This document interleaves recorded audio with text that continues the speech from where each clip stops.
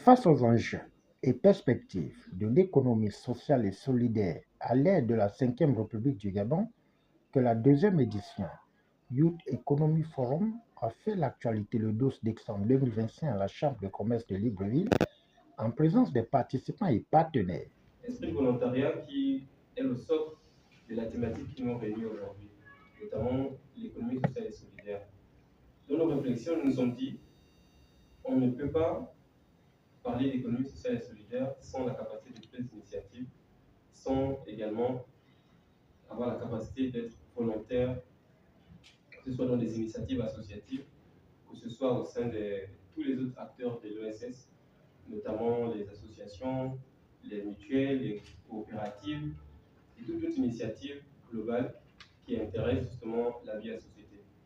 On se dit que l'esprit du volontariat est donc le socle de l'économie sociale et solidaire.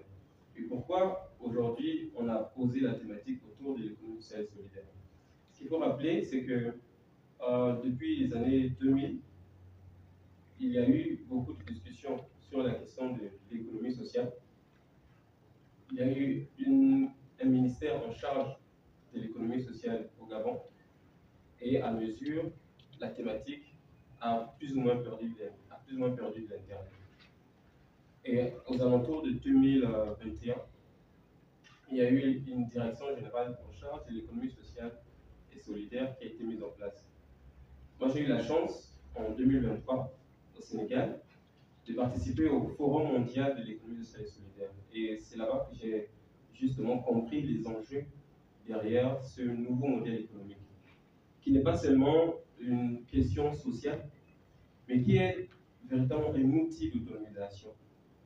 D'après l'OIT, on compte près d'1 milliard de personnes qui trouvent des opportunités d'emploi grâce à l'économie sociale et solidaire. Donc on voit la pertinence et l'impact que ce modèle économique peut avoir sur la création d'emplois.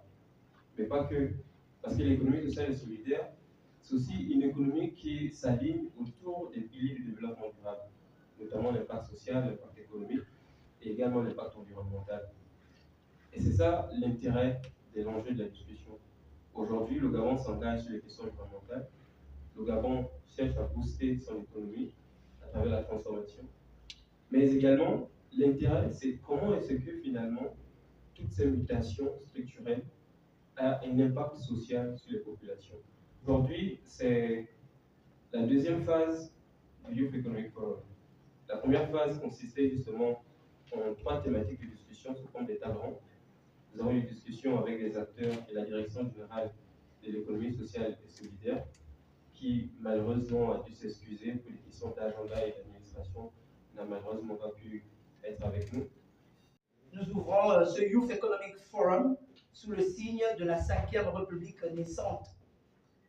Permettez-moi de commencer par cette conviction profonde et personnelle que le Gabon de demain ne se construira pas du tout juste dans les grandes métropoles que l'on connaît, Libreville, Franceville ou Port-Gentil, ni uniquement par l'État, ni uniquement par le secteur privé classique que l'on connaît, mais il se construira par les territoires. Il se construira par chacun d'entre nous. Et c'est précisément là qu'intervient donc cette économie sociale et solidaire qui permettra une croissance constructive, égale, par tous les acteurs. Les territoires gabonais, mesdames et messieurs, c'est une richesse, c'est un levier extraordinaire pour notre pays. C'est 9 provinces, vous le savez, c'est 52 départements, c'est 2500 villages, regroupements de villages, et pourtant, jusqu'à aujourd'hui, 65% de notre PIB et 80% des emplois formels restent concentrés, voilà, dans certaines villes et dans certains secteurs, notamment le secteur de l'État, étatique et privé.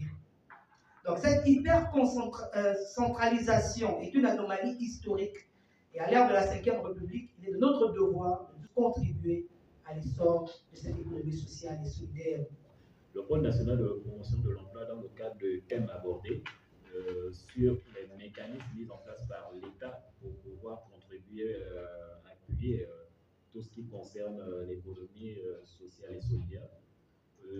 Il vous en souviendrez qu'en 2022, il y a une loi qui est sortie portant mutation de l'Office national de l'emploi. Tout le monde connaît l'Office national de l'emploi. Et la loi, il s'agit effectivement de la loi 010/2022 du 5 août 2022 qui crée le pôle national de promotion de l'emploi.